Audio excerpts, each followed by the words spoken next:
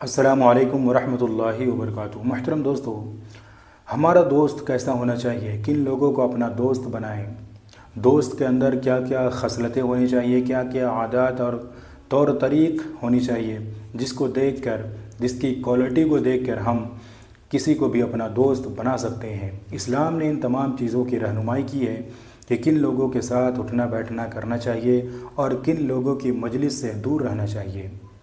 قرآن کریم نے بھی صاف طور پر اعلان فرمایا کہ وَكُونُوا مَعَ الصَّادِقِينَ، نیک لوگوں کے ساتھ رہو، اچھے لوگوں کے ساتھ رہو، کیونکہ جو شخص نیک لوگوں کے ساتھ رہتا ہے تو اس کی نیکیاں، اس کی اچھائیاں اس شخص کے اندر مؤثر کرتی ہے، اور جو شخص کسی برے لوگ کے ساتھ رہتا ہے جس کی عادتیں غیر اخلاقی ہوتی ہیں تو اس کی بری عادتیں اس شخص کی زندگی پر اثر کرتی ہیں۔ لہٰذا جب آپ کسی کو اپنا ساتھی بنائیں، دوست بنائیں، تو اس بات کو دیکھ لیں کہ وہ شخص نیک بھی ہے یا پھر برا ہے، اس کی عادتیں بری ہیں۔ اللہ کے رسول صلی اللہ علیہ وسلم نے ارشاد فرمایا کہ جب تمہیں کسی سے دوستی کرنا ہو اور دوست بنانا ہو تو تم اپنا نام، اپنے ماں باپ کا نام، اپنا بیک گراؤنڈ اس شخص کو بتا دو تاکہ تمہاری دوستی میں مزید اضافہ ہو جائے اور آپس میں محبت بڑھے۔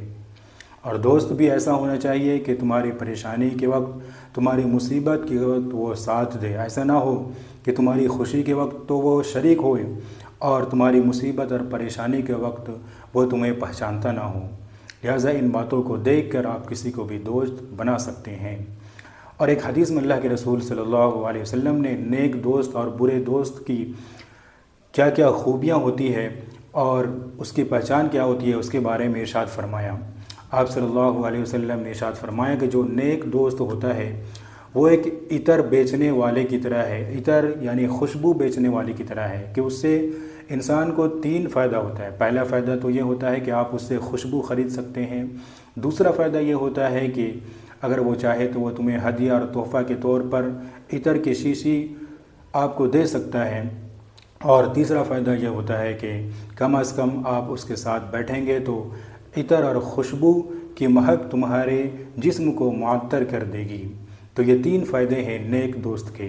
اور برے دوست کے بارے میں آپ نے فرمایا کہ برے دوست کی مثال ایسی ہے جیسے کہ بھٹی میں، آگ کی بھٹی میں پھونک مارنے والا ہو، کہ جب کوئی شخص بھٹی میں پھونک مارتا ہے تو اس کے 2 نقصانات ہوتے ہیں۔ پہلا نقصان تو یہ ہے کہ وہ تمہارے کپڑے کو جلائے گا، تمہارے جسم کو جلائے گا کہ تم اس کے ساتھ رہو گے، اور دوسرا نقصان یہ ہوتا ہے کہ تم اس کی مجلس میں بیٹھو گے، اس کے ساتھ رہو گے تو اس کی بدبو تمہارے جسم کو گندا کر دے گی اور ماحول اور فضا کو بگاڑ دے گی۔